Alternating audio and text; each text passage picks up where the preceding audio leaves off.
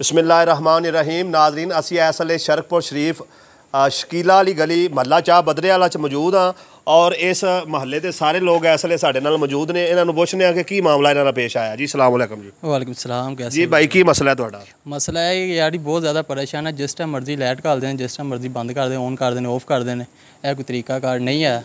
असी सुबह तो परेशान है, ठीक है, अद्धा फेस आंदा अद्धा नहीं आंदा। ये ट्रांसफार्मर का मसला है, लोड बहुत ज़्यादा है। AC ना चलाओ, ए ना करो, वो ना करो। दसो कि ईद के दिन इंसान कित्थे जाए? छुट्टियां ने, घर बैठे हैं, गली बैठे हैं, शर्टां लाइया ने, कोई तरीकाकार नहीं है। सानू कुछ समझ नहीं आ रही। वोट लैने होंगे पिछे पिछे पिछे पिछे होंगे ने, वोट हो जाए कामयाब हो जाए, तुसी कौन ते असी कौन। लिहाजा सानू यह चीज़ बिल्कुल अच्छी नहीं लगती। कोई सोचा समझा जाए, साडे महल्ले की नज़र इन्हां दी की तरीकाकार है। जी जी भाजी जी अस्सलाम वालेकुम। ये सुबह बत्ती जा रही है, 5 मिनट आती है, 10 मिनट आती है, उस तो बाद 2 घंटे तो 3 घंटे बंद हो जाती है। हुण 4 बजे तो 3-4 बजे तो बत्ती बंद है, तो अद्धा महला बंद है, अद्धा महला आ जाता है, वो भी चला जाता 2 घंटे पिछों गायब हो जाता है। घंटा आ जाती है, कभी अद्धा घंटा आ जाती है अद्धे महल्ले की। हुण ये ट्रांसफार्मर जिहड़ा हैगा वे अपना दारा रकम स्कूल के कोल, उनका फेस इधर आना पिया। या तो ट्रांसफार्मर लान तो या तो फिर इस महल्ले की पूरी बत्ती करन, या सारी बत्ती बंद करन। बिल तो सारे महल्ला ही दिंदा जी। तो इनका कोई हल किया जाए। वोट वास्ते सारे बंदे इत्थे आते हैं, मियाँ साहब भी आते हैं, राणा साहब भी आते हैं, सारे आते हैं। कम से कम इस महल्ले की कुछ सोचन जी। इहदे बारे तुसीं होर कुछ कर सकदे हो? मैं तकरीबन 6 बजे कॉल की वाटर के ऑफिस ना, तो वह कह रहे थे जी घंटे तक लाइट आ जाएगी जी। मगर 2-3 घंटे गुजरने लाइट नहीं आ रही। तो दोबारा मैं कॉल की नंबर बंद जा रहा है। वो नंबर उन्होंने बंद किया, तो मैं कॉल किनू करा मैं जी। जी नाज़रीन तुसी एले महला की गल सुनी। इन्हां दी लाइट पिछले 3-4 घंटे तो बंद है और ओवरलोडिंग का मसला है जिहड़ा कि हर महल्ले चल रहा है।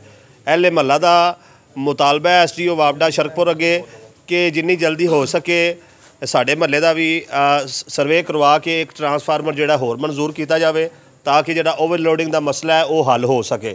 और इहदे नाल हुण फौरी तौर पर जिहड़ा वापडा मुलाजमीन नूं भेज के इस महल्ले की जिहड़ा बिजली है वो बहाल की जाए।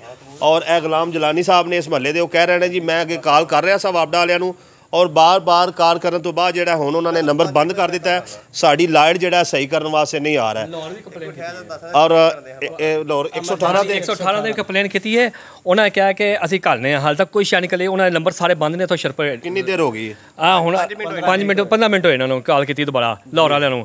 ते जे शरकपुर असीं सारियां कॉलां करने, उन्होंने नंबर बंद करते हैं। बुलाने असीं अद्धे घंटे आने, घंटे आने को नहीं आए, उन्हें कॉल बंद करती है जी। नाज़रीन SDO वापडा की कारकर्दगी तुहाडे सामने में दीगर वापडा मुलाजमीन ने। जी आई साहब तुसीं की कहना चाहोगे? बिस्मिल्लाहिर्रहमानिर्रहीम। अल्लाहुम्मा सल्ली अला मुहम्मद व आले मुहम्मद। साडी दा जनाब SDO वापडा दे अगे अर्ज़ मिन्नत हत्थ जोड़ के असी उन्हां दे पैरीं भी डिग पैने आ। साडी महल्ले की बत्ती बहाल कर देन। 3 बजे तो लग के बत्ती साडी बंद है। शरकपुर वापडा मुर्दाबाद जी। बहुत शुक्रिया जी।